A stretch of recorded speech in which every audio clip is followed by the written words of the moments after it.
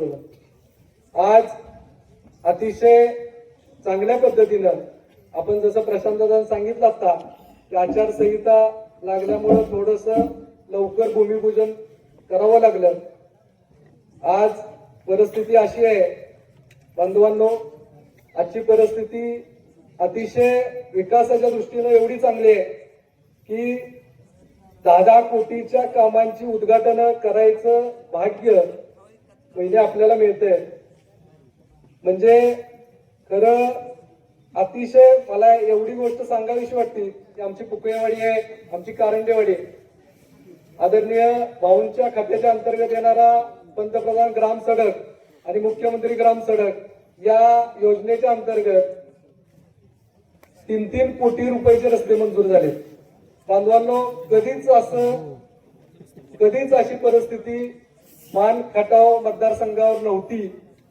3 कोटी रुपये एखाद्या वाडीला निधी आणायचं म्हणलं तर अतिशय जोखीम असते। काल परवा एका नेत्याने सांगितलं, म्हणला पिपाणी वाजवत होता काल, म्हणला मला 50 लाख रुपये निधी एका खासदाराने दिले। 50 लाख रुपये कुठं आणि 50 कोटी कुठं? 50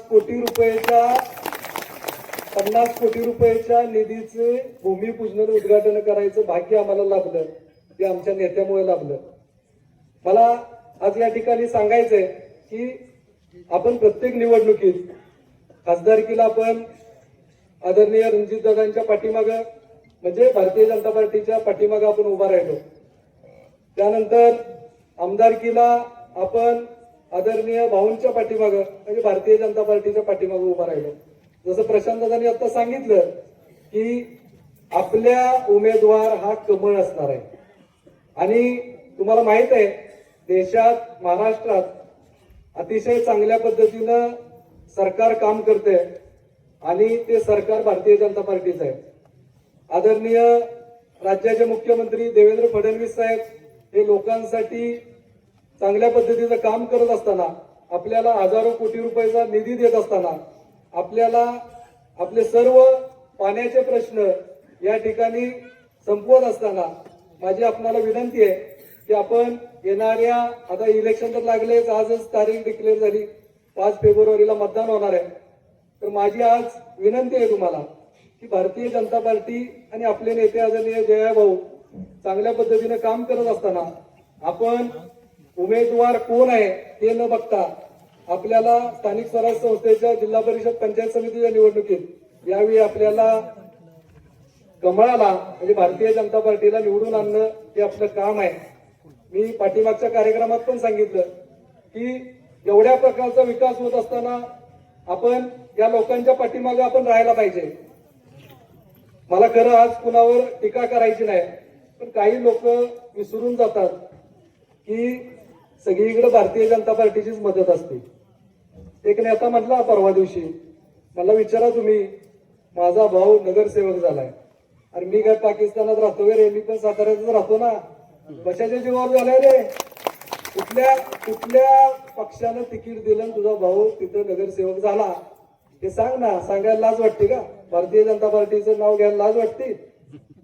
ज्या देवेंद्र फडणवीसांकडे तिकीट मागायची तुम्हाला लाज वाटत नाही तर नाव घेताना कशाला लाजता तुम्ही? आणि माझी विनंती आहे बहिणी, यावेळी काही झालं तरी भारतीय जनता पार्टीचा कमळ चिन्हावरचा उमेदवार हा सातारा जिल्हा परिषदेत जायला पाहिजे। त्यासाठी तुम्ही जे सांगाल ते करायला आम्ही तयार आहे। दिवस रात्र आम्ही काम करू, पण मी तुम्हाला आज सांगतो एवढा राग काय, आपण काय एवढ्या रागाने बोलतो? ते लोक स्वाभिमानाची भाषा करतात आणि कुठं करतात जाऊन? कुकुरवाड गटाच्या स्वाभिमानाची भाषा कुठं जाऊन करतात? सिद्धेश्वर कुरुटीत। त्यांनी खासदारकीला त्यांचा स्वाभिमान गहाण ठेवला अकलूजच्या मोहिते पाटलाकडे, आमदारकीला यांचा स्वाभिमान गहाण ठेवला पैशीच्या प्रभाकर गारगेकडे, आणि ह्यांनी आपल्या स्वाभिमानाची भाषा शिकवायची? हे कदापि भारतीय जनता पार्टी सहन करणार नाही। मी तुम्हाला आज सांगतो, मी भारतीय जनता पार्टीचा युवा मोर्चाचा जिल्हाध्यक्ष आहे, एका चांगल्या पदावर मी काम करतो। मी तुम्हाला आज सांगतो, एका मंत्र्यांनी एक बंदूक ठेवली, ज्या नेत्याच्या खांद्यावर बंदूक ठेवली ना, त्या नेत्याचा खांदा, मी अँटीव्हायरस ग्रुपवर त्यावेळी सांगितलं होतं की त्या नेत्याचा खांदा 17 ठिकाणी निकाळलेला आहे. तो गोळी मारायला गेला इकडे मान तालुक्यात आणि गोळी गेली वाईला. वाई मित्रांनो, ही छोटी गोष्ट नाही. वाईची नगरपालिकेची सत्ता, मसवडची तर आपली येणारच होती, आपण तेवढं कामच केलंय. पण वाईची नगरपालिकेची सत्ता मी स्वतः त्या वाईच्या नगरपालिकेत, भाऊंनी मला जबाबदारी दिली होती, पक्षानं मला जबाबदारी दिली होती, तिथं होतो. त्यावेळी लोकांनी सांगितलं की आमदार जयकुमार गोरे भाऊ यांच्यासारखा माणूस अख्ख्या महाराष्ट्रात नाही. मानमधनं येऊन वाईतल्या लोकांना ताकद देऊन वाईत आपला नगराध्यक्ष झाला. एक सीट आपल्याला कमी पडत होती, उपनगराध्यक्ष पण आपलाच झाला. आता ते तिथला मंत्री विचारते काय झालं नेमकं, भाऊंचा का माझ्याबद्दल गैरसमज झालाय. हा म्हटलं आता तुम्हालाच माहित आहे, एवढीला तुम्ही आला होता आणि तुम्ही निकाळलेल्या खांदेवाल्याच्या खांद्यावर बंदूक ठेवली, त्यामुळे तसं झालं. आणि बोलता बोलता ते म्हणले की मी लोकांना मोठं केलं, मी कार्यकर्ता मरून दिला नाही, मरायच्या स्टेपला आला तर चमच्यानं पाणी पाजलं.